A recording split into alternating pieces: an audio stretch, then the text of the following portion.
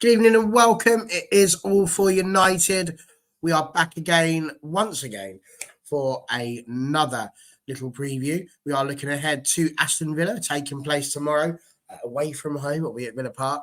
So very much looking forward to getting into it with these two boys here and working out what we think is going to happen tomorrow and what could be, and what is really the biggest game that we've had of 2024 so far. Put together a lovely little panel here. We've got Mr. John Neville just down there at the bottom. How are you doing, sir? Yeah, very good. Thanks, Barry. Yeah, very much looking forward to the game tomorrow. Excellent. This is what we like to hear. And of course, we've got my right-hand man on the left-hand side. It is Dan over there. How you doing, sir? I'm all right. I'm just raging at another football game at the minute. I just baffled by refereeing decisions, and I hope we don't see the same tomorrow. I hope we don't speak about referees or VAR at all, but it looks like it's going to be very much the case. Well, I mean, it usually is, isn't it? To be fair, it usually is. So we shall just have to wait and see how that game goes. But for now, we are looking ahead to Aston Villa, as we say, and you'll notice there's only the three of us today. We did hunt for some Aston Villa fans, but they don't seem to exist. So there you go, you see. You can find them for Newport County when it comes to Aston Villa. Where were they? We couldn't get them. So we'll try and get one for next time. We did get one who was unavailable, bless him. So we might get that person in next time. But for now, it will be us two. So, Dan, this could be the shortest preview we've ever done. We'll see how we get on. But I just want to ask you, really, both of you, what your thoughts are for the game tomorrow. Because Villa, as we say, are currently sat high up in the league, above us. And confounding all expectations, really. Unai Emery, superb manager. Are you worried, Dan, about this game? Do you feel like this could be the hardest game that we faced so far this year? I am worried about the game, but at the same time, I think it's more about expectation than anything else. I think with Villa's Villa's home record and our away record against the bigger sides, I'm not honestly expecting to go and blow them away. I'd take a 1-0 now. So it's just about expectation. As long as the team go out and put in a decent performance, even if we come on the wrong end of it, you've got to try and look at the positives. I think the first time they've lost at home this season was last time out against Newcastle. I might be wrong, but the home record's absolutely incredible.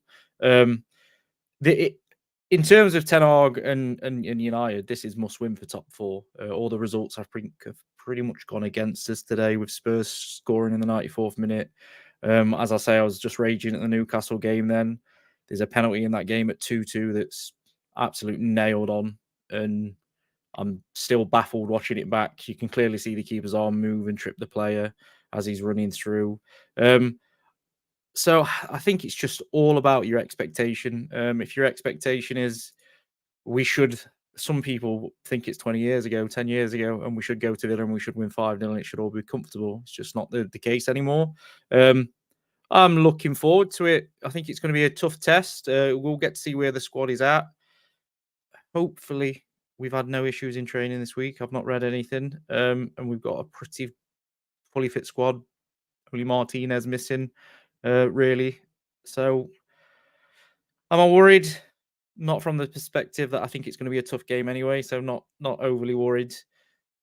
I think we can get a result, to be honest with you. All I just want to see a half decent performance that we can keep building off more than anything else.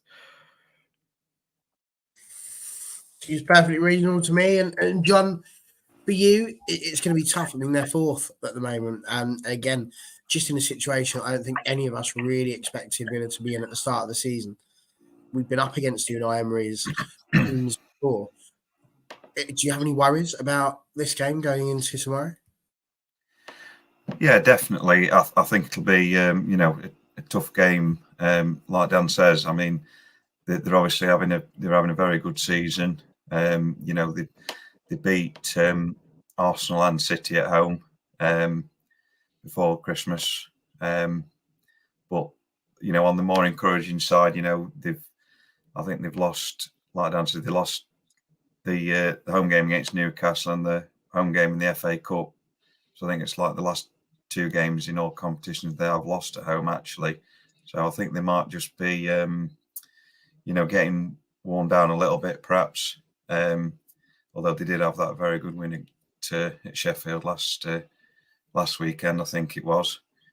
But I think we can go there with some confidence, with the performance in the last 2 games. And of course, we had that comeback victory against them not long back. So I think it'll be an entertaining game. I think there'll be, I think there might be quite a few goals at both ends. But yeah, I think hopefully we might stand a good chance of coming out with a win.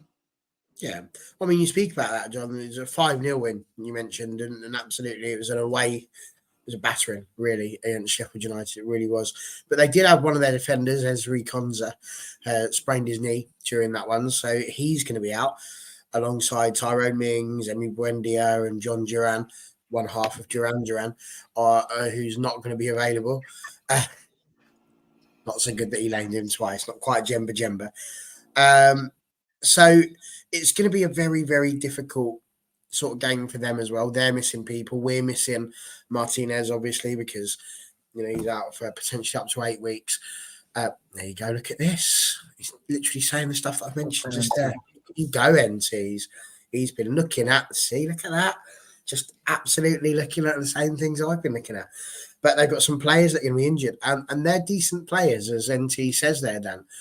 Does this feed into the narrative that you're sort of creating here, that we've got a good chance getting something out of it, or just the fact that we're going to be still not quite where we'd like to be defensively and potentially a little bit worse off, unless, of course, you believe your stats and all that sort of stuff? What do you reckon? Well, there's no excuses now. I've seen an interview with Ten Hag, and Ten Hag has basically said every game from now till the end of the season is cup final, and he's spot on. We're back to our best lineup, bar 1 or 2, you could argue. Casemiro's been back a few games, Varane's back a few games, Shaw's back a few games. So there's no reason really that we shouldn't be putting in top performances. Villa are a very good team, but as we saw more so last season than this season, when we had a full strength team, we was a very good team ourselves. So for me, there's no excuses. We need to be taking a chances if these players are missing come tomorrow. We need to use that, and it needs to turn into a result.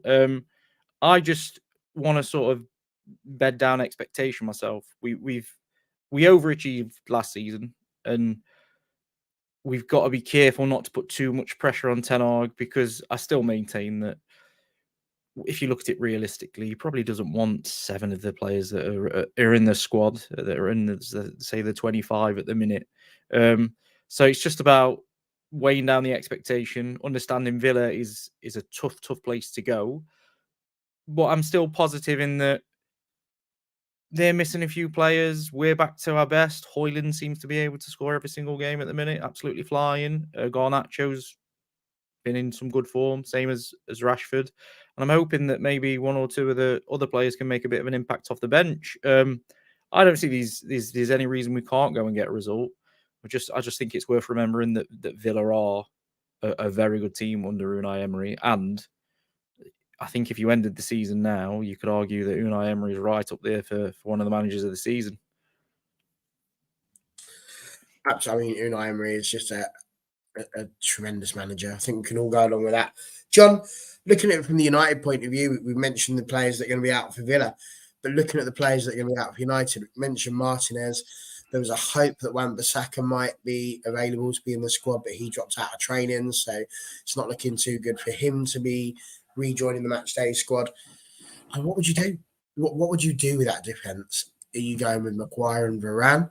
Are you putting Cambrala in there? We're going to get to him in a bit because there's been a lot of noise around him as well. But where would you go? What would you do with that defence? How do you set Man United up defensively against a side that presumably is going to try and get us on the counter-attack? Yeah, like you said, I think Wan-Bissaka said he had a setback on Thursday, so it's him out of the equation for a while again by the looks of it. But in terms of centre half pairing, I think he'll go with I think he might go with Varane and Maguire. Personally, other than that, I don't think there'll be. Although I think it'll probably be the same team that, same 11 apart from him as that played against West Ham last week. Can't see any other changes from that lineup, I don't think. But I know Lindelof came on briefly at left back on Sunday, but I can't see him going in straight in at centre back. I think he'll probably go for Maguire. I think.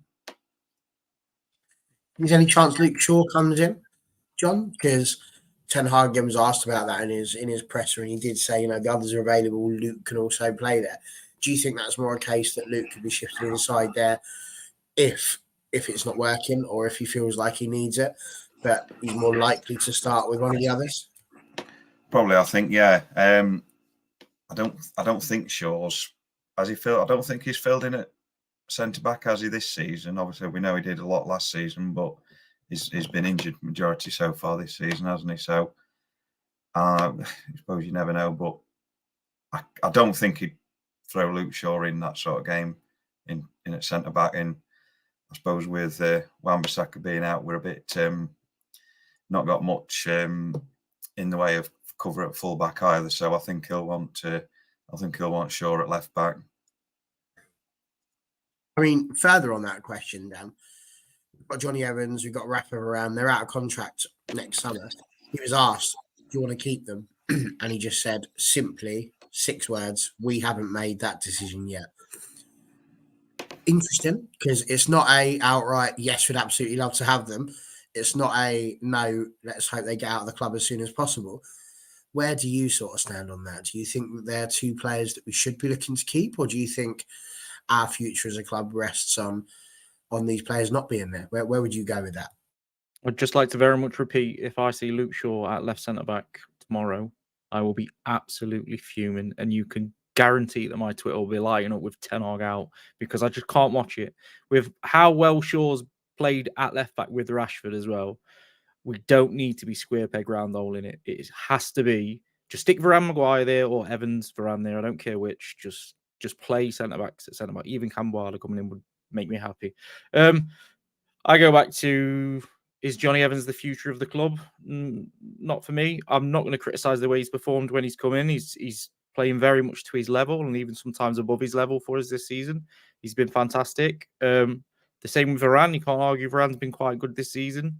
When he's come in, he's just a little bit injury prone. If Varane was to re-sign on better terms, so lower wages, I'd be quite happy with that. But there's no way on this earth that Varane should be getting a contract extension at 275k a week. We're as a club, we need to learn. If you let Varane go, you let Varane go. But it's sends a message to the agents of every other player, every other team, whoever, that United aren't going to keep paying this money for players that aren't at the very top of the game. Like Varane's been quality, but should he be one of the best paid defense centre backs in the world? Absolutely not. So we need to move away from that. I'd quite like Evans to come on as a coach. I think he's done a really good job. Whether he wants to retire and be a coach is a different story. Obviously, it's completely up to him. But I think he's been good for the club in and around the players. He seems like a really big leader. And then again, just with Varane, it's just, for me, it's about the terms of the renewal. I would probably let them both go if Evans don't want to stay as a coach, and if Varane's not prepared to take a pay cut. I would happily let them both go and maybe bring others in. If we're honest, looking at that defense, it needs a pretty big shuffle anyway, because Maguire, I don't think Maguire is ever going to lift the Premier League title for Man United. I would say the same about Lindelof. There's probably a couple of defenders in there that you question as well. So we need to very much start looking to the future with some of these players. If it's short, sharp, get rid of 2 players now and see how we go in the summer, so be it. I'd imagine getting Varane's wages off the books would be quite a lift to Ineos, like NT says. So yeah, I'm easy with either of them staying or going, but it's got to be on the right terms for the club more than anybody else. Yeah, again, fair enough. And John, moving on to Willie Cambrala, we spoke about him briefly, and is he someone who you'd like to see given more time? We spoke about this on Thursday. We were talking about how Mainu, Garnacho, and Hoyland were becoming such an important trio for us at such a young age. You think about having Willie Cambrala there, also very young. I mean, he had an interview this week, and some of the quotes that came out from him were unbelievable. The one that I wanted to read out was, the dream was about Man United, and that's it. No other club, even England. I wasn't thinking about England. I was just thinking about Man United. I don't know why, but since as far back as I can remember, it was just Man United. Now, you think about some of the players that we've had, how we've had to. You're speaking about wages for Rafa Varane, all of these people that we've put out there, loads of money because we've had to persuade them to come to United. And because there's not necessarily Europe, we've just had to throw out loads of money in the hope that's going to get them in. And then obviously we end up with them not performing potentially and then having to try and get rid of them whilst they were on ridiculous wages and they feel like that's what they're worth. Here we've got a player, granted a youngster, unproven, who's had a couple of good games when he's come on and played. He's seemed reasonably assured. And his only dream is to play for Manchester United. Now, we've seen it before. This is why I think, in this club are so keen to see youth prospects do well, because for most of them, it is about the fact they're at a club that they love and that they wanted to be part of and they want to do well at. Do you see Willie Cambrala being given a chance, being given an opportunity, now that Martinez is out for a bit, to maybe try and come on a bit like Mainu, Garnacho and Hoyland, in terms of increasing? Because Dan and I both agreed we think it's something we'd like to see, but do you think it's going to happen? Do you think that Eric Ten Hag will bite the bullet and give Willie that opportunity, or do you, Willie or won't he? I don't really know. We never seem to really see many defenders coming through the academy into the first team. I don't think. Certainly not for quite a few years. I don't think, just off the top of my head. But he might be forced to a little bit, like you say, with Martinez being out and Varane being a bit, delicate when it comes to getting injured as well. So I think he might have to give him a bit of a run of games potentially, in case, like you say, one of the others does get injured. Then we are going to be sort of a bit struggling at centre back again. So I can see him certainly coming on in quite a few games. Maybe not potentially starting yet, but I can certainly see him, bringing him on in quite a few games late on again for the rest of the season. I mean, I think I agree. I mean, again, here we go. What's this? Wouldn't mind upgrading the Trinity to a quadrality. Quadrality. Don't know if that's a word, but you get the idea. I like it. I think, honestly, that there's a reason, I think, to be excited when you look at some of the youngsters that we have got coming through, and that's a really good thing. So, I mean, it's interesting, Dan, again, just to run through it, the Premier League squad was announced, for what it is now that January's over and we've got past the transfer season, even though there was no transfers and there was nothing exciting happening at United. Again, you look at the defenders that we've got. You've got Dalot, Evans, Lindelof, Maguire, Malacia, Martinez, Shaw, Varane, and Wan-Bissaka. And as it stands, only, so that's 2, 3, 4, 5, 6, 7, 8, 9 defenders, but about 4 of them are injured. Are you worried about that at all? Is this part of the problem that we're having for Onana? I mean, he had a good start to his return from the AFCON, but surely we've got to get some settled defence at some point if we're really planning on trying to put an assault on this top 4. Yeah, definitely. One frustration for me, not frustration, but the thing that we miss a lot is the defence does have to steady up for the goalkeeper and certain stuff like that. But at the same time, the midfield's got to be steady as well. And we've not had a steady midfield in terms of, we've had players that have played together a few times, but it's just not the right balance. I think at the minute we've got the right balance in midfield. If we can stick a similar back 4 on the pitch, that'll help. I'm worried about up front as well, because we've got 3 players that are firing, but then at the same time, we've got one injury away from having to bring in players that haven't been overly trusted by Ten Hag, in like Ahmad or, I mean, Pellistri's gone now, but it was more reason for me that we should have kept Fernandes. We should have recalled him from his loan and we should have kept hold of him, because then, do you know what? If we would have put Luke Shaw at centre back and put Fernandes at left back, we don't lose a lot of our ability to go forward, because he's quite good at that. We're on a bit of a knife edge, and I think he's done it by design. He's kept players around that he knows that he can get to the end of the season with, and he's got rid of players that he doesn't really think's got a future at the club. So he's not overly going to trust them to the end of the season. It's just one of those. We've got less games coming up, so you need a smaller squad. You don't need such big squad. We've just been so unlucky with injuries this season. Like, when you actually look back at how many injuries we've picked up this season and to key players, it is actually mental that we were only one win away from being 5 points behind Villa anyway. I mean, Villa have got a big injury list coming up now, and Newcastle have had it, Spurs have had it. Only seems to be sort of your top three that have not suffered as much with injuries, and I think you can tell that from the position in the table. Obviously, City have had injuries to big players, but City have got £80 million players for every position, so it is what it is. But no, I'm not overly worried about what we've got at the minute. I don't think the schedule is big enough for it to be an issue, and we should get players back fairly quickly. I hope we don't, because we've got enough to see people playing in the right position, that I hope we don't start mixing and matching. Like, again, if it's not Luke Shaw at left back and I see Amrabat, I'll be done. I'll be chucking stuff at the TV, I'm telling you. But it's an interesting one, isn't it, John? I mean, I've just counted them up. We've actually named a 21-man squad. 9 of them are defenders named in the Premier League squad. And like I say, almost half of them are injured. There's only 6 midfielders. Amazingly, there's only 3 attackers. Anthony Martial, and Marcus Rashford. Obviously, the rest of them are all under 21s. We know we've got Garnacho, we know we've got Mainu, and all those sorts of things. But that's a bit scary, isn't it? When you look at your senior members of the team, and actually when you look at that, it really is the youth that is bulking up what we're doing this season. And that's got to be a positive as well, hasn't it? If we're trying to look to get out of the clutches of these ridiculous wages.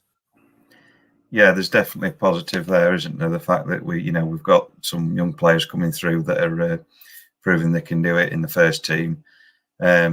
But like I say, it obviously shows, we've not brought any reinforcements in January, not even any loans or anything like that. So I suppose maybe that perhaps shows a bit that Ten Hag's got faith in the squad he's got and the younger players as well, which is encouraging. But like you say, we've not got the sort of fixture pressure that we had this time last year, where we were playing, twice every week, and we're playing every midweek basically in one competition or another. Whereas this year it's a lot more, we're basically just once a week sort of thing. So we're only probably playing, half as many games this time round. I mean, John, do you think that trust is well placed, or do you think it's misplaced? Because I mean, you look at it, we're 6th, 8 points behind Villa, a win against them. Obviously, we're 5 points behind, and we're dragging 5th. But Spurs, they'd still be 6 points away. It's still a bit of a trek to try and get into the top 4. There are European places available. It's looking like at that point it's going to be the Europa League, or God forbid, the Europa Conference, Diadora, Isthmian, secondary, Southern. Diadora. Wow. Do you know what I mean? Oh, what a time to be alive that was, the Diadora League. Oh, it's an amazing moment. But all of these sort of leagues and all these things are going on. Do you think he's placed?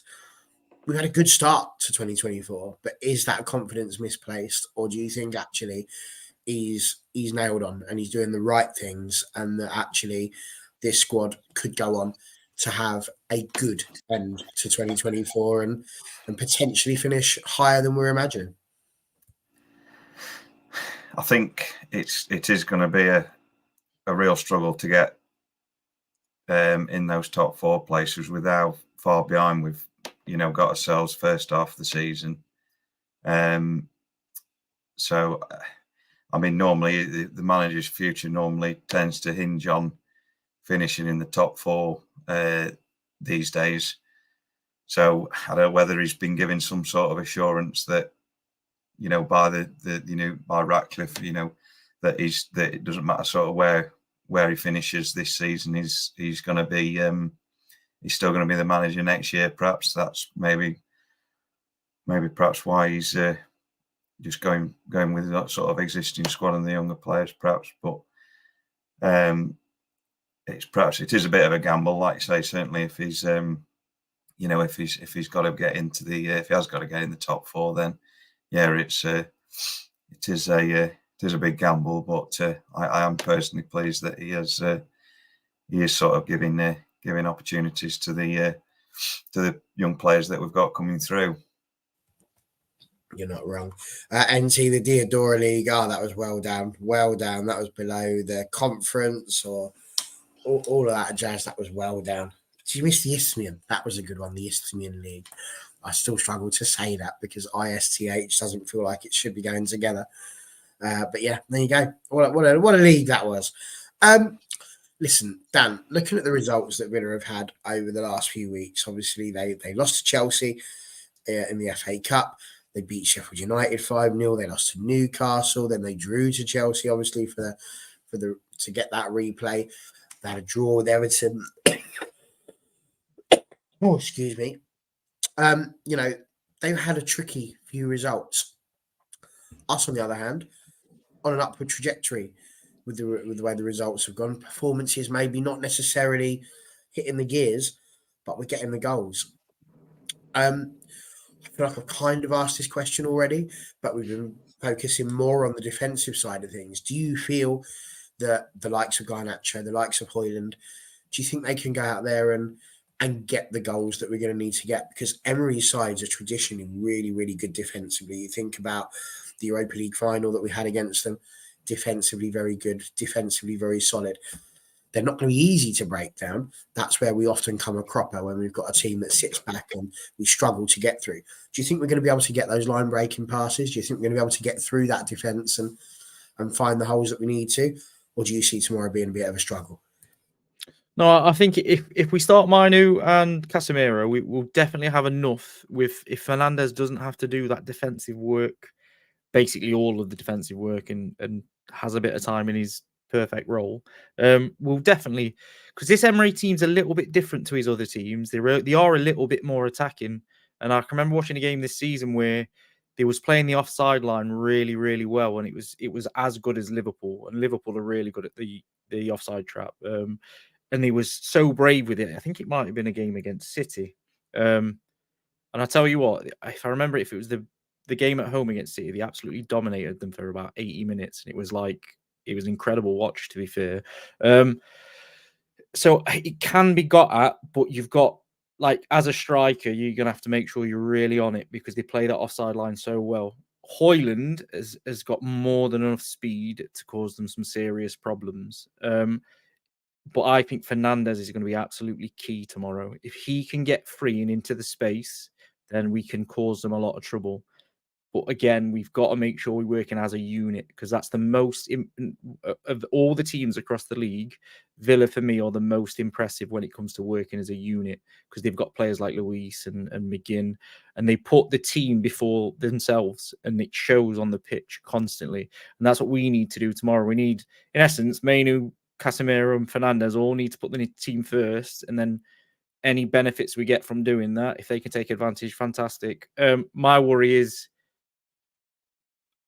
if one of the front three aren't on it, we don't have a lot coming off the bench at the minute. We really need someone to step up, whether that's Anthony, whether that's Ahmad. We really need someone to come off.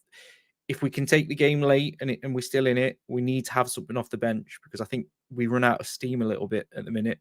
And the last few games, we've been holding on a little bit coming to the end of them. We need to have a little bit more going forward from the likes of Anthony and Ahmad. And I don't think it's too much of an ask that one of these players come off the bench and help the midfield a little bit. I'm hoping McTominay can have a say off the bench tomorrow because I think this is the sort of game where he's not good enough to start, and we've said this, and he gets a lot of criticism. But tomorrow is a game where he could definitely come on and sneak an header from a corner or something like that. And it's sort of the game we would look for him to maybe come and give us something off the bench. Reasonable enough, John. Would you go along with that in terms of being able to attack and get through the Villa defences? Yeah, the forward line's looking good at the minute. The midfielders and the forwards, they do seem to be linking up well the last few games.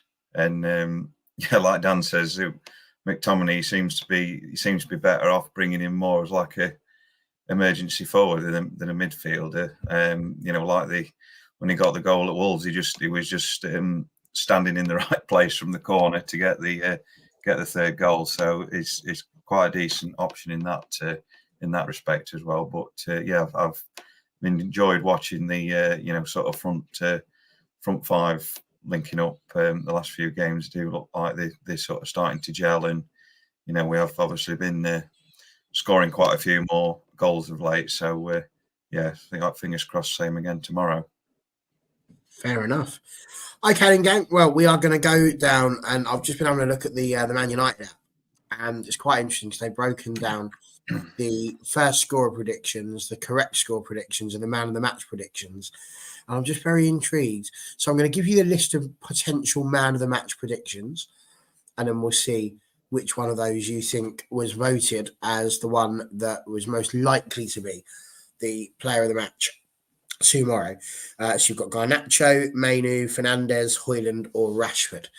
So out of those five, who would you be picking as the most likely to be the most important player on the pitch tomorrow?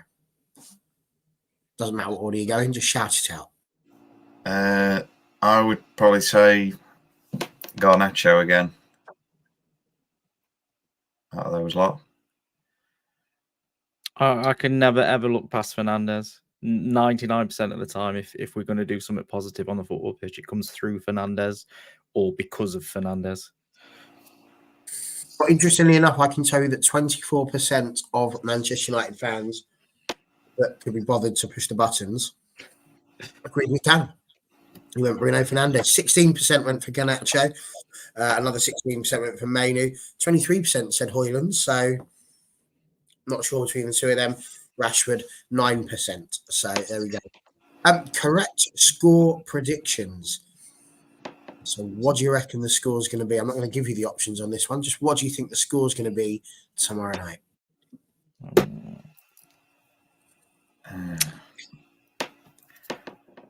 I think I'd go 3-2 to United. It's a fair shout, that. 8% of people agreed with you, John. 8%. Only 8? Oh dear. I think 8%. 8 people. That'd be funny. I think 2-1 to Man United. So you've gone with NT, and I can tell you that 35% of people went for that one. Absolutely. So NT there. Georgie Best coming in with 4-2 United. I can tell you are in a below 5% minority there, Georgie, because that's not on the list. 21% said 3-1 to United, 11% 2-0 to United, 5% went for a 2-2 draw. So there you go. Very they interesting. all sound like good games. They do. And you've both said that there's going to be goals. So as a result, who is likely to be the first goal scorer? First scorer, I'll say Højlund again. He scored.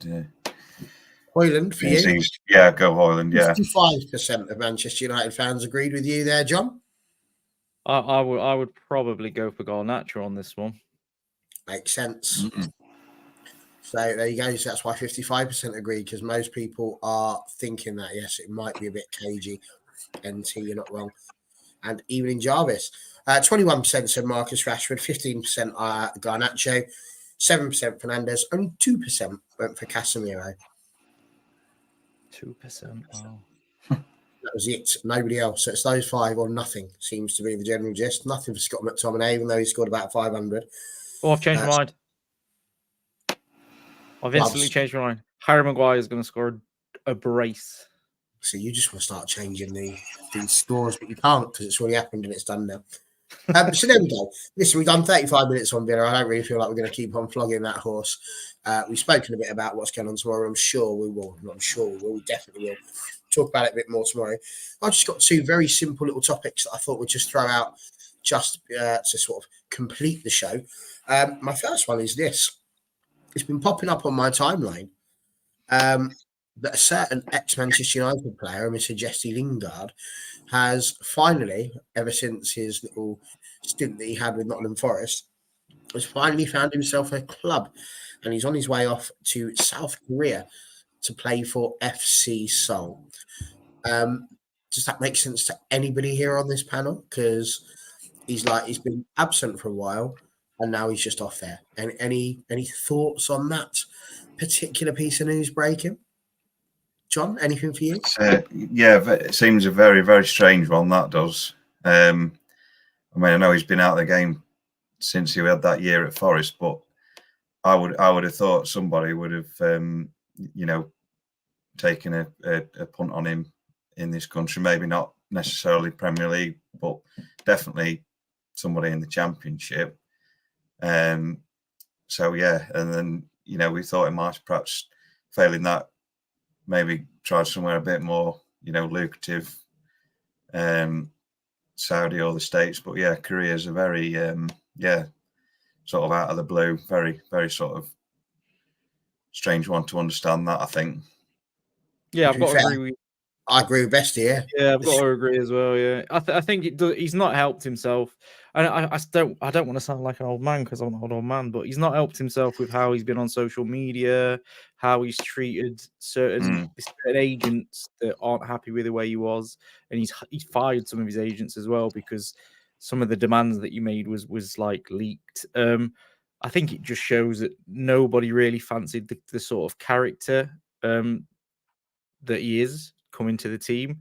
He's the kind of lad that will wander into North Korea by accident, so he needs to be really careful. I'm disappointed for him, to be honest, and I feel like Man United sort of let him down a little bit, because if they would have let him go when he had that stint at West Ham and they would have let him go to Newcastle, I think it would have helped him loads. It was coming back to us and then not playing that really not shafted him, but it stopped his development. Like, he should have been moved on a long time ago. But yeah, I think Bestie's got that spot on. It just shows that nobody wanted it. It was a shame. Like I say, when he was on loan at West Ham, he was he just seemed to be on fire. He was scoring, assisting. Was it Newcastle? He nearly went to Newcastle, didn't he? And did we stop the transfer? Somewhere like that, I think. It was something right, like wages. The thing that got me though, why didn't he end up going back to West Ham? Why didn't they want him back? I think they did, but again, I think it was one of them where, because he had played well and the club was an absolute laughing stock, West Ham came with an offer that was like ridiculous because our board and people negotiating were morons. And I think it was where they was trying to put a little bit of a stamp and say, no, actually, if you want him, you can pay us 12 million instead of 6. So I think it was just a bad time for him, to be fair. Well, I think I agree. And NC again putting some good things here, saying, he felt he might need to get away from Manchester for a while. Career's better than expecting him to go. Doesn't have any hard feelings. Hope he enjoys it. And I think we all wish him well with what he does. He was never a tremendously bad person in that respect. I think it all just sort of got to his head a little bit. So there we go. He is off to South Korea, and let's just hope that that's not a sign of his career going south. So there we go. You can have that one for free, people. My second topic that I wanted to chat to you about, because this has also been on my timeline, and I'm seeing all manner of discourse about it. If I was to hold up a card and it was blue, how would you feel about this in the game of football? Now, I'm going to start by saying, obviously, I do quite a bit of work at the moment in the women's game. And at the level we're at, step 5 and step 6, sin bins exist. You can do that. It's usually only for dissent against the ref. So if there is dissent, then they go off for 10 minutes. And that's usually because somebody has properly, let fly at a referee and, got a little bit too mouthy, shall we say. And we've seen a couple of them. It's rare. It's rare. You don't see them that often. And as a result, they just get given a normal yellow card. They go off. They're into the onto the subs bench. They sit there for 10 minutes. And that's it. And then when they come back on, there's no yellow card attributed to their name. So they don't have a caution in that respect. They don't have to pay the fines that you'd have to pay, all that sort of stuff. Now, I'm not sure entirely how they're thinking of working this in the men's game, what it's for and why they are introducing it. If it's just for dissent, part of me feels like I could agree with that and I could get on board with that. I'll tell you why. Hold on, before anybody starts crying at me. Let's think about Diogo Dalot, and he got that red card. Imagine if that had just been a bit of dissent against the ref. He's off for 10 minutes rather than having to lose the whole game and then being banned for a couple of games because he got a red card. If it's for that, and we want to try and get referees being treated better in the game, I think I could get on board with it. But it depends on what it's being used for. I see a lot of people going, "Oh, it'll kill the game. You know, it's gonna end the world as far as we're concerned. People just sit behind the ball." But people do that anyway. Like when players get sent off, tactics change. That's gonna happen. And there was a thing that I saw by Carol West. Actually, she put it out there, and she was part of the WNL's overseeing committee at one point. And she just put, "Well, actually, the onus is on the people. It's on the players. If the players don't do anything wrong, they're not going to get the sin bin. And actually, it's the behaviour we need to change, not this idea that, you know, this is a tradition, a terribly bad thing." Also, you think about lots of things. People didn't want the Premier League. All the way back in 1992, they thought it was going to be a terrible thing. And you look at it now, and actually, you know, you could argue it's been a terrible thing in terms of the amount of money that's been pumped into it now. It's changed the game.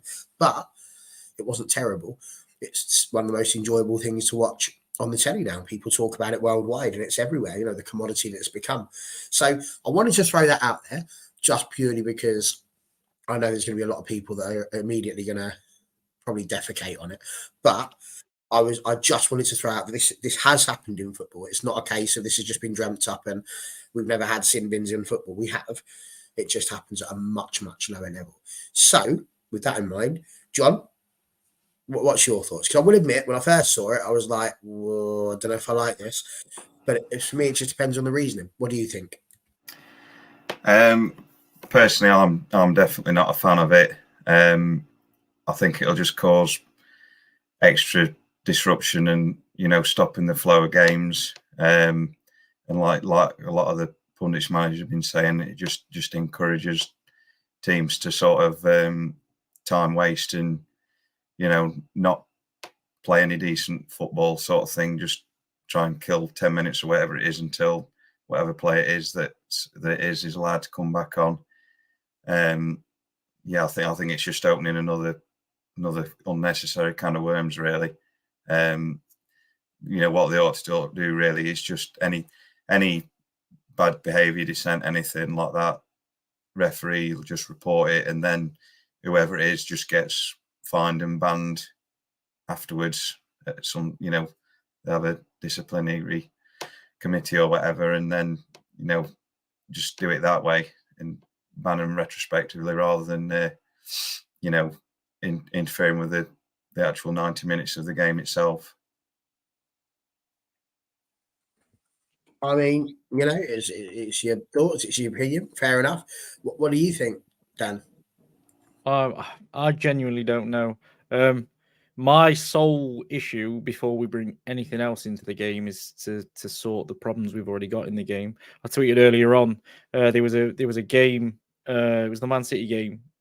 Was it Everton? I think it was playing Everton, and I'm with you in a sense, Barry. It depends what they're going to use it for. So there's a situation where I can confirm from what I've read, it's 10 minutes for cynical fouls or dissent. Seems right. So yeah, that would be a perfect example. So there's a situation where the ball's knocked up the line and Calvert-Lewin is running and he's going to get there, and Diaz comes across and he pushes him off the pitch, holds him so he can't run round him, and basically Calvert-Lewin chucks him to the floor. It's the most blatant yellow card I've ever seen in my life, and they don't give it.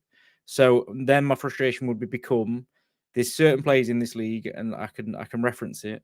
Fernandez is the highest booked captain for dissent, and there is no other captains in the first like 4 page of the like sheet. And I don't care what anybody says, it's not because Fernandez moans more than other captains, because I saw several players today, one of them not a captain, was James Maddison, got booked and then sarcastically clapped at the referee and didn't get a second booking. And then it comes down to, well, they didn't give the Diaz yellow, which would be for dissent, so that would be the blue card, but they would definitely give it to a different footballer. If it was the other way around and it was Calvert-Lewin that brought down Diaz as he was running through, you're damn sure that it'd be a blue card that's produced. And then you've got more scope to make more errors that people just don't understand. So while we're struggling as it is, like I say, I'm still baffled by some of the decisions I've seen today, especially the Newcastle penalty. It doesn't make sense. We can't then give these referees that genuinely can't cope with what they're doing now more scope for error, in my opinion. If that's what they're going to use it for, it's subjective. And they already have enough trouble with subjective decisions as it is. So you're throwing a 10-minute ban for players or 10-minute timeout for players. How long before we see a Forest player get sin-binned for something that a Man City player didn't get sin-binned for? And then there's more injustice. I'm quite happy to see it trialed at the lower levels to see how it's going to work out. No problem with that whatsoever.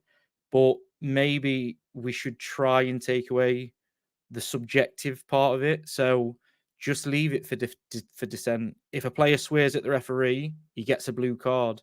And I'd imagine we'll see 4 games before players stop swearing at referees. If that's what you want to use it for, I just don't really want to see it used for something subjective, because then it's just another can of worms. And VAR's not up. Well, VAR's fine.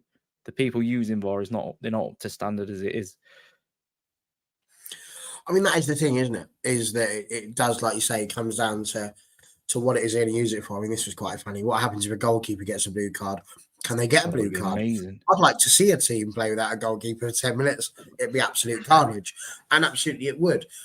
You see, this is why I get stuck within the middle of it, because you do get, some of the players are incredibly, I'll use the word abusive to referees. Yep. They do get a lot of flack, referees. And we are trying to encourage people. If you want refereeing to get better in this country, you need more referees. You can't just keep going back to the same level of referees that we've got and hope that they're just going to magically get better.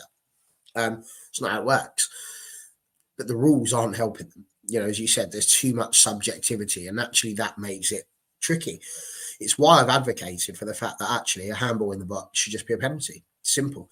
Like, just stop mucking about with it, because it's when people say, well, it's not deliberate. The only person that knows if that's deliberate is the person that's done it, and they are never going to tell you. It's not like Robbie Fowler, the time that he was fouled and he decided to get up and go, no, mate, it wasn't me. Don't worry, he didn't touch me. It's not a penalty. It's not like that. Just if it hits the hand, it hits the hand. And I think was that the penalty where he told the keeper where he was going to go and then he scored the rebound anyway? I can't remember if he scored the rebound, to be honest with you. I'm pretty sure he didn't. I'm pretty sure he told the keeper where he was going to go after saying it wasn't a penalty. The keeper saved it and then he scored the rebound anyway. Because I can always remember growing up thinking, what a knobhead. Just for that sole thing. But yeah, no, I do get your point. The subjective side of it is the issue for me. So like, me and John we've had a few run-ins about penalties this season, and John's always stuck to the point that he feels... Yeah. To say, because we've got a John here tonight, and he doesn't argue with very many people. He's just a nice chap. No, yeah. Thanks, Barry. Mr. Commode is the one I mean, but he's always been consistent. Is if there's contact, in his opinion, it's a penalty, and I'm more leaning to if it's not enough contact to send you over, you shouldn't go over. And what annoys me about it is the referees. There's some referees where fan bases truly go, we've lost this game because that referee's in charge. And you think, oh, you're mad. You're talking rubbish. And then you look at the stats of the referee and you see like Anthony Taylor's is Chelsea. Chelsea very rarely win a game when Anthony Taylor takes charge of them. And that just shouldn't happen, because football's that all over the place. It shouldn't be a defining record for a referee against a certain team. It should just be mixed, really, because football's like, I'd imagine we had Howard Webb for quite a few years, and I bet our record was pretty good with him because he always made dodgy decisions. But I don't want to see them overloaded any more than they are. what I will say about referees though is when we listen to the VAR and we listen to the stuff back, you never hear them swear at the players. They can be a bit sharp and they can tell them to go away, but they very much keep the cool in terms of the abuse they get. One of my friends used to do refereeing, and he would tell us horror stories about certain managers, players, etc. And they do need more respect. But I genuinely just get rid of the blue card, and if just send them off. Do it for a week, 2 weeks of sending players off for poor language, dissent, whatever else. It will stop so quickly because I mean, do you know, it's players will learn quickly. I don't agree. Do you not think? It's rare you and I disagree on here, but I'm not sure I do agree because it's not worked. It needs to be too consistent. And I think the thing we've proven at the moment is that it's not consistent enough. I wonder if referees sit there and think too often, I don't want to send them off because if I send them off, it's going to spoil the game. And I do believe that referees are genuinely there for the most part because they do want to provide a service to the game. I can't find it in my heart to believe that there's that many referees that are going out there seriously thinking that it's going to be all about them. I mean, they're not even kicking the ball. So I can't bring myself to believe that. And it must be hard. You know, it's hard enough in the games that I watch with the girls, like I say, when you've got 22 different players there already, 11 of each are going to have different arguments. So now what happens if you blow for a foul, there's someone who goes, that was never a foul. And of course, the one who's being fouled is sitting there going, that's definitely a foul. She took my legs out. You know, so you've already got two people arguing, and then you might get a couple more around you having a go. There's the benches. There's always going to be the bench. One manager's going to be happy. Yeah, well done, ref, good decision. The other one's like, how have you done that? That's outrageous. If you don't give something, people are shouting at you. If you do give something, people are shouting at you. Amplify that to the level that the Premier League's at. I can't imagine what it must be like to have 55,000 people screaming at you because you've made a decision. That must be... Yeah, and we definitely see that as well, don't we? We see that because certain referees, when they referee home games, they lose... I don't think they do it on purpose, but they lose all subjectability of it because all the 50-50s go to the home team because there's 50,000 people around them screaming if they get it wrong. What I mean by consistency is, like we saw with Dallo, you can argue that he should have been sent off because he showed dissent. The guy was getting a yellow card. He showed some more dissent. He got a red card. But then Maddison showed dissent. Well, got booked today. I don't know what for, but then was clapping sarcastically the referee. The referee then sends him off. There's a bit of consistency there. If we're showing these players that we can't keep doing this to the officials, there will be a line in the sand. I can remember one many, many years ago. It was Mascherano for Liverpool, and he got booked for dissent. And for about 5 minutes, he kept chasing the referee. And I was watching the game with my brother at the time, and my brother looked at me and he's like, this ref, you can see that he's had enough. He's going to send him off. And the Liverpool players were pushing him away. And he just kept chipping. And the referee sent him off. And I was like, good. That's what, as long as it's consistent and it's not just, have we seen anybody else sent off for dissent since Michael Oliver sent off Dallo? I don't think we have. No. But there's definitely probably 50 examples of it that we could show over the game since where they could have been sent off. And I think that's... This is where I think actually the sin bin idea does have merit because we've all done it. You all get angry at some point and you say something, you regret it. And should your entire game be over because you got a little bit annoyed about a decision and you decided to swear at the referee? Probably not. So actually, take it to its very base level. Think about kids. When your kids do something wrong, you don't sit there and go, well, that's it. Go on, upstairs. That's your lot now. You ain't coming back down for the rest of the week. You know, you tell them to go and sit on the naughty step. And I don't want to take it to the tiniest of levels, but you give them a chance to calm down. That's what it's meant to be there for. And actually, if the player can do that and calm down and come back on 10 minutes later, you're not spoiling the spectacle of the game. You're giving that player the opportunity. And I suppose that's why it works well at lower league levels, because it's giving them that opportunity and it's not just spoiling the game and putting them down to 10. And it's interesting. I mean, the comment sections, there's a couple of great points here. There's some great things. So Jarvis saying the introduction of new rules has made the game worse. We've become overly sensitive and easily offended by minor things. The concept of a blue card reflects the current era. I don't know that I fully agree with that. I can see what you're saying. It's not the game that it was. You can't tackle as hard as you could before. Sometimes even if you win the ball, it's still a foul, and I don't understand that. I think if you win the ball, it doesn't matter how hard you've gone through someone, you've won the ball, and that's what the game's meant to be about. Yes, injury is going to happen, but I don't think people should be being booked or having free kicks given away from that. At the end of the day, you get a touch on the ball, should be a valid one. So I agree in principle with where you're going. But as Georgie says, I agree the language used towards referees is appalling. A player should be penalised in some way for that, but I don't know the idea of a 10-minute set down. In general, neither do I. But how else do you penalise them? These players are on so much money. How do you make a financial penalty worthwhile? Is it gonna make any difference? Is a week's wages really going to make a difference in the grand scheme of what some of these players are getting? I'm not sure it would. NT saying, just give players using proper language towards the ref a yellow card and a second for doing it again, as you said, Dan. Do it consistently enough and players will eventually learn not to do it as much. But again, that doesn't leave room for the emotion of the game, which is always going to be there.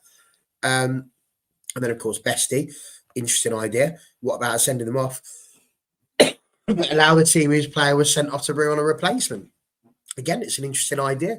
I like this one, but like that, my head's gone straight to Jose Mourinho on this one, because he would make 4 substitutions, 5 substitutions. He would see his right back struggling, and he'd be like, "Go and abuse that referee," because then we can make a change. Some manager would use that to his advantage. I do like the idea, though. I just think there's certain managers that would be like 3 substitution. Yeah. And that's what makes it tricky, is that if you send them off, potentially that's the referee spoiling the game, because somebody's just got a bit het up and now all of a sudden it's 11 against 10. They've got red cards. For me, should be about something that is incredibly serious, like, Cantona was always going to get sent off. And had he not already been sent off for that game at Selhurst Park, he would have been the minute he went into the crowd, because you can't do it. And this is what I mean. Stamping on players, things that endanger players, 100% should be red cards. If they're not learning from the yellow cards, 100% they should be getting sent off for it. Should people be being sent off for an entire game just because they've got a little bit angry at a referee? I can't justify it, really. Equally, they shouldn't be speaking to the referee abusively. So I think this feels like a way to try and find middle ground, but everybody's so against it. Like I was seeing on the BBC, Chris Sutton said, "I've not had a single person who's a fan of this." And sometimes I just wonder if people are scared because it's just change. NT saying, "Can we not mic up the refs? Remove the onus being on the refs to not ruin the game. If foul language is not acceptable, then it won't be the refs' fault when everyone can hear the players abuse them." I mean, they are mic'd up. It's just we're not privy to the. Yeah, well, you've got Watershed, haven't you? I'm sorry. You imagine the abuse, or some of the language that comes out of these players. We can lip read some of it. They would have to. Well, what would they do? They would maybe delay the stream for 2 minutes and beep out all the swearing, because footballers' language on a football pitch is grim. Like, even when you play Sunday, even if you're shouting at your mate to get back into position, you're saying swear words sometimes. So I genuinely don't think they'll ever be mic'd up to the point where we can hear the whole audio. Maybe just 100%. When they're doing the decision. And it comes to hearing as well, like in the nicest possible way. We've seen a player sent off for basically saying, that is an effing terrible decision, and that person was sent off. When we've seen another player literally tell the ref to F off, he didn't hear it, they don't get sent off. And just like, one of them's not actually abusing a referee, they're just using a swear word to amplify their anger at a decision. The next one is a player actually telling the ref to do one, and they're sent, nothing. And this is what you see when you're talking about consistency. Is that because you don't want to just keep sending people off and sending people off and sending people off? I mean, I don't know. And Jarvis saying as well, the game's become soft, curbing human nature, depriving players of the freedom to react with their emotion and passion. I agree. The fighting spirit has been extinguished, leaving us with a passionless spectacle.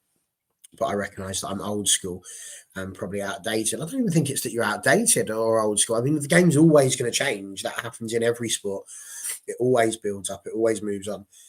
But I just think it's a level of, times where we talk about being outdated. Women weren't allowed to go to work. Women weren't allowed to vote. 100 odd years ago. It was only 1920 something that they were finally allowed to vote. It's been 100 years they've been able to do that. Nobody in the world would be sitting there saying they shouldn't be doing that now. So change doesn't always necessarily mean it's a bad thing. It just means it's got to be the right thing. And I don't know that the blue card is the right thing, but I get it's the right idea. And the thing is that football, I think, needs to be brought down a peg or two in terms of the way some of these players behave and the way some of these things go. So I would not be entirely against having something, but I think a lot of people are going to be against it. Have you heard anything, John, over the last 10 minutes that's changed your stance or made you think any further on the old blue card situation? I don't think so, really. To be honest, no. I'm still. I'm sorry. I'm still set against it. I'm afraid. I think it's just gonna, overcomplicate things. And like Dan says, we've got enough problems with what's happening with VAR and getting inconsistencies with the decisions in general and everything like that. So no, I really don't think we need anything else like that bringing in anytime soon. I've got to agree, though, when we still don't know what handball is, how are they possibly thinking of bringing in more stuff? Can we not figure out what handball is first? Do you see what I mean, though, Dan? When you mentioned John and the arguments, yeah, how lovely John just put that there. That's how wonderfully it's just like, great. Yeah, I don't think so. No. And that was it. He disagreed so beautifully. There was no argument whatsoever. He's just like, no, not for me, thanks. And that's it. So, yeah. I wanted to bring up this point. Go for it. Yeah, I wanted to bring up this because I played a lot of rugby growing up, and the referees in rugby demand respect. There's no ifs or buts. If you accidentally overstep a rugby referee, you're gone. There's no, like, you can still be passionate and you can still get your point across to rugby referees, but if you go past the point of being a professional rugby player or semi-professional, part-time, whatever, you're done. They will just send you off. And then when you've let your teammates down twice in 2 weeks because you've been sent off by the referee because you've overstepped, you fast learn your lesson that you either don't overstep or you don't play anymore. It's honestly that simple. It's just demanding of respect more than anything. Going onto a rugby pitch, you've got to give them the utmost respect. And I think this is the issue for football referees. They're abused from the lower levels because they're abused at the top levels. And it's difficult because your team's been on the end of a bad decision. You instantly blame the ref. Like we see the ref get blamed a lot for VAR mistakes. So even the referees in the VAR that were making the mistakes, and the referee still gets the blame for it from the crowd. And it's not his fault that he wasn't told to go and look again. But it is his fault because he should have got it right.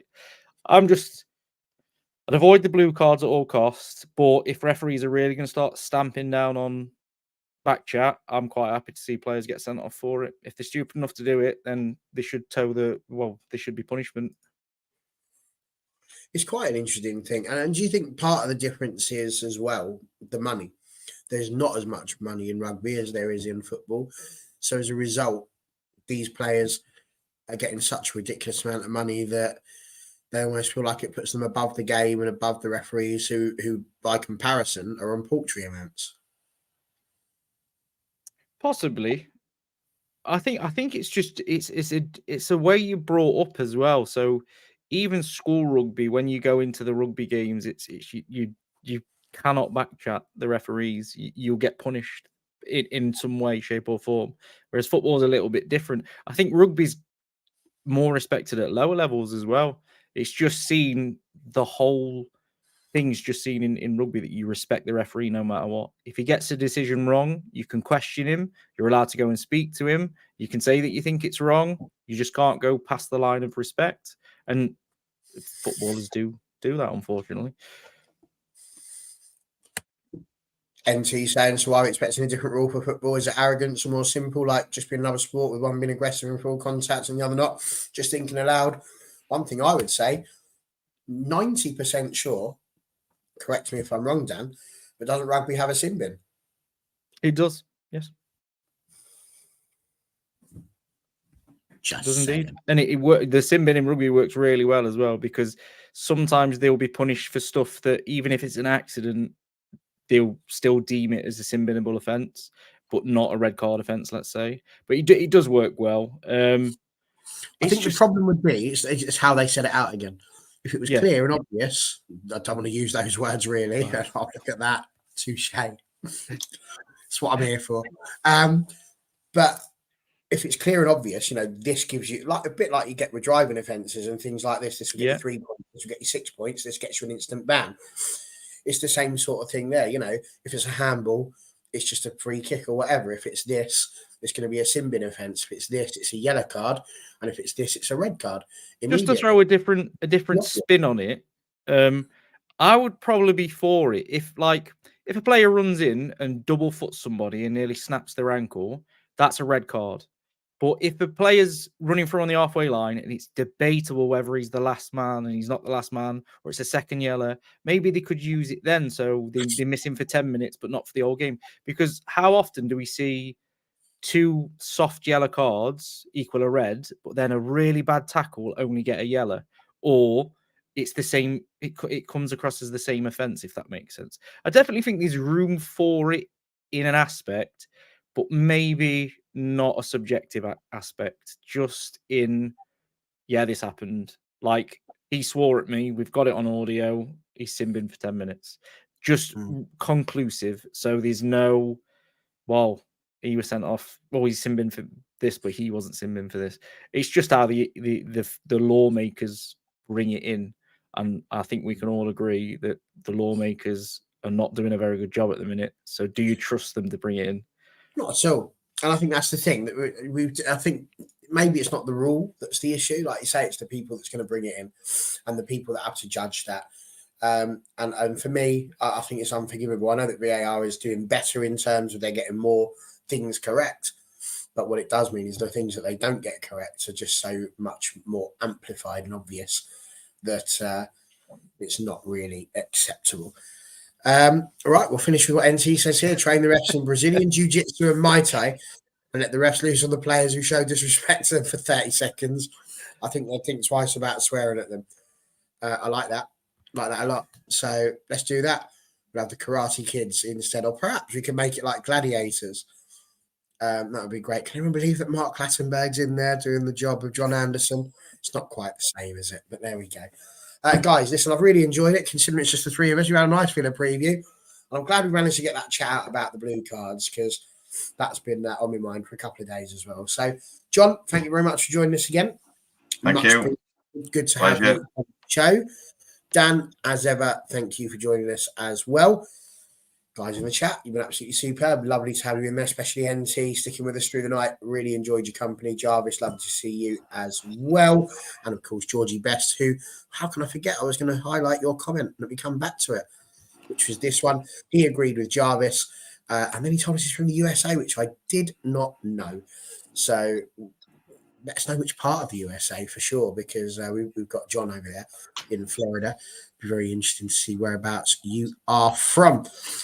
Jarvis saying, believes most players and referees understand where the line is drawn. Why make it more complicated? Because that's life. That's what we do. Rules change. And again, Benny Hill music, ref chasing players around the pitch, well worth a season ticket. Do you know what? I'd say put NT in charge, because I think that would be amazing. That'd be way more exciting than some of the stuff we have to watch, wouldn't it? It's been superb. Coming back here, same time tomorrow night. We'll be back to dissect everything that's happened against Aston Villa. Will we be 5 points behind 5th position? Or will we be sitting here truly mourning the end of top 4? Come back tomorrow and let's find out.